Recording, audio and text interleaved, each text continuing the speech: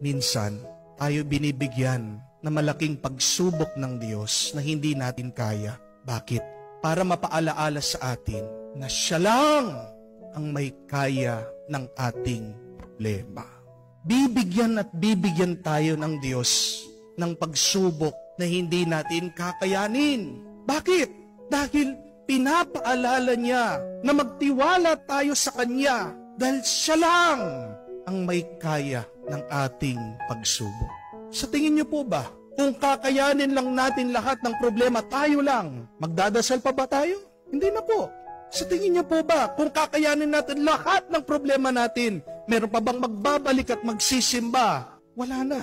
Pinapabayaan ng Diyos na tayo'y magdusa minsan para tayo ay bumalik sa Kanya at mapaalaala, ako lang ang may kaya dahil ang Diyos lang ang tunay na makapangyarihan.